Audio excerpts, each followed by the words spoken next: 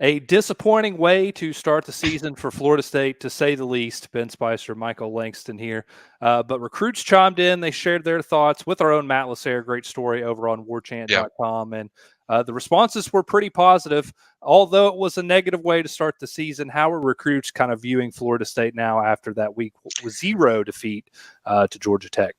I think the main thing that I've gotten, from recruits is just they were stunned and surprised, just like a lot of FSU fans, just on just how the results work. They understand, this is a game that's in another country. This is a team that, is fairly new if you go by starters. So that was going to be a challenge for FSU, but still think we thought talent wise FSU would be fine. So I think they were surprised of just the performance in general. But I think recruits are still. I don't think it's anything where you hit the alarm button where they're worried, but it definitely will open up the door for kids to see other games just to make sure they have something else in case things don't work out with FSU. But I think overall it's been pretty positive of understanding, like, hey, bad first games happen. It happens.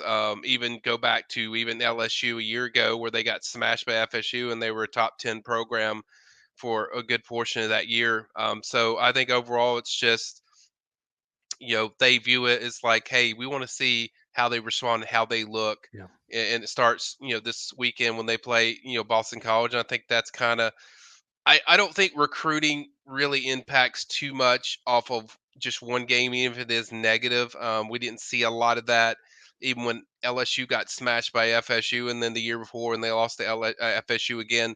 Even Usman Cromwell called it a fluke. Yeah. That's kind of Yeah. how a lot of I think kids view it of that. Hey, great job by Georgia Tech. They did everything. They ran the game exactly how they wanted to, but at the same time, it's like these recruits know this team's a lot better than what they saw because they've been around, they've seen practices, they've seen scrimmages, they know what this team is capable of. Now you'll have certain guys that are going to take. I think Kevin Wynn's going to go to the Georgia Clemson game, which why not? I would go there. I would go for that game. I mean, that's a hell of a game, and I think guys like CJY and other guys they'll take visits to see what other programs look like, and that's a normal thing that we expected whether FSU won this game or not. But I think sometimes fans get into understanding, like, and I've said this, had this conversation with my brother and just family and friends. It's like we forget that last year was like the first dominant year that FSU's had. Recruits want to see, and I mentioned this on the board, recruits want to see a consistent pattern of program of production from a 5-6 year standpoint. All about how they respond from here. And the next time they play a game, it'll be Monday night. That'll be a new month, Yeah. September.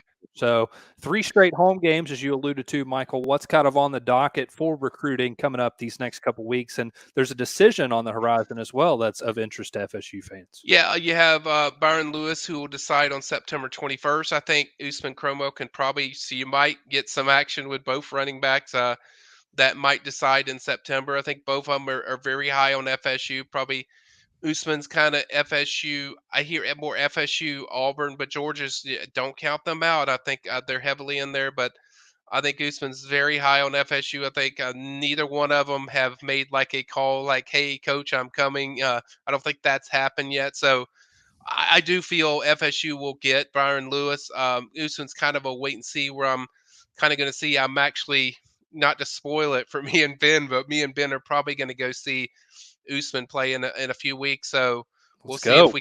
we could see if we can find more about kind of what that recruitment's going on. Are But you expecting any, positive news in the form of commitments in September, or do you think that's something that we'll have to wait a couple more months to see?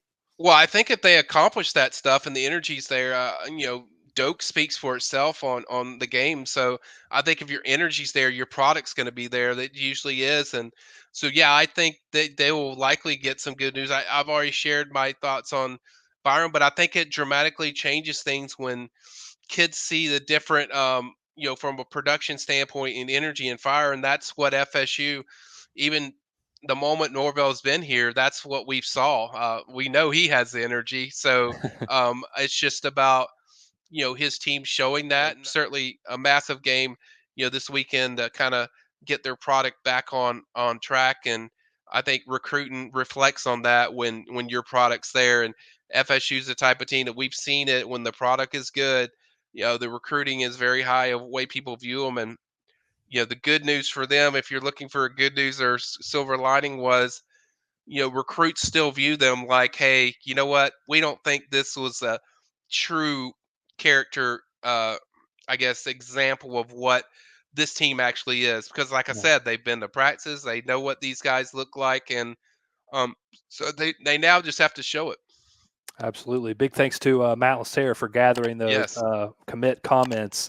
You can check those out on warchant.com. Make sure you head over to the premium recruiting board as well. Hit the like button, subscribe to the channel if you haven't already. On the way out for Michael Langston, I'm Ben Spicer. We'll see you back next time for the latest in FSU recruiting here on Warchant TV.